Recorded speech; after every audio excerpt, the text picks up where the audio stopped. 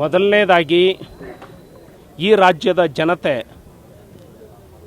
ಈ ಪಕ್ಷಕ್ಕೆ ವೋಟನ್ನು ಹಾಕಿ 136 ಸೀಟನ್ನು ಗೆಲ್ಲಿಸಿದ್ದು ಇವರ ಈ ನಾಟಕ ಕಂಪನಿಯನ್ನು ನೋಡೋದಕ್ಕೆ ಅಲ್ಲ. ಈ ರಾಜ್ಯದ ಜನ, ರಾಜ್ಯದ ದಲಿತರು, ರಾಜ್ಯದ ಯುವಕರು ಬೀದಿಯಲ್ಲಿ ಬಿದ್ದಿದ್ದಾರೆ. ನೀವು ಯಾರ ಮನೆಯಲ್ಲಿ ಬ್ರೇಕ್ಫಾಸ್ಟ್ ಮಾಡ್ತೀರಿ, ಯಾರ ಮನೆಯಲ್ಲಿ ಲಂಚ್ ಮಾಡ್ತೀರಿ ಅನ್ನೋದು ಮುಖ್ಯ ಅಲ್ಲ. ಎಲ್ಲಿಂದ ಕೋಳಿ ತರ್ತೀರಿ, ಕೋಳಿಯ ಬಣ್ಣ ಯಾವುದು, ಕೋಳಿಯ ಜುಟ್ಟು ಎಷ್ಟು, ಕೊಂಬು ಎಷ್ಟು ದೊಡ್ಡದಿತ್ತು, ಯಾವ್ಯಾವ ಕಲರ್ ಕೋಳಿಗಳು ಇದ್ವು, ಆ ಕೋಳಿಗೆ ಏನೇನು ತಿನ್ನಿಸಿದ್ರು, ಅದನ್ನು ಯಾರು ತಿಂದರು ಅನ್ನೋದು ನೋಡೋಕ್ಕೆ ಈ ರಾಜ್ಯದ ಜನ ಕೂತಿಲ್ಲ. ಜನ ವೋಟ್ ಹಾಕಿದ್ದಾರೆ. ನಿಮ್ಮ ಕುರ್ಚಿ ಕಾಳಗವನ್ನು ಎಲ್ಲ ಬದಿಗೆ ಇಟ್ಟು ಜನರ ಸಮಸ್ಯೆಗೆ ಬನ್ನಿ. ಎರಡನೇದಾಗಿ, ರೈತರು ನಿಮಗೆ ಕಾಣ್ತಾ ಇಲ್ವಾ?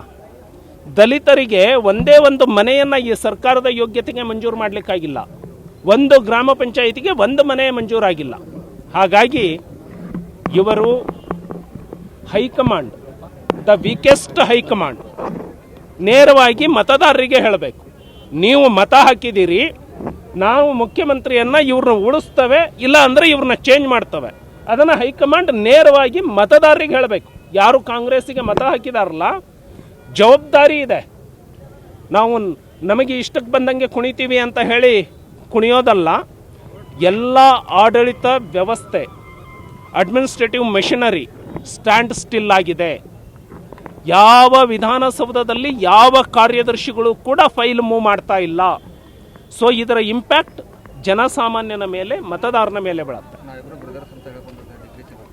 ಇವರು ಯಾವಾಗ ಬ್ರದರ್ಸ್ ಅಂತಾರೆ, ಯಾರ್ಯಾರಿಗೆ ಬ್ರದರ್ಸ್ ಅಂತಾರೆ, ಬ್ರದರ್ಸ್ ಅಂದವ್ರನ್ನ ಯಾವಾಗ ಕೈ ಬಿಟ್ಟಿದ್ದಾರೆ ಅನ್ನೋದು ಬಹಳ ದೊಡ್ಡ ಇತಿಹಾಸ ಇದೆ ಡಿ ಕೆ ಶಿವಕುಮಾರ್ ಅವರು. ಇನ್ನಷ್ಟು ಹೆಚ್ಚಿನ ಮಾಹಿತಿಗಾಗಿ ಫಾಲೋ ಮಾಡಿ ಬ್ರಿಗೇಡ್ ನ್ಯೂಸ್ ಕನ್ನಡ.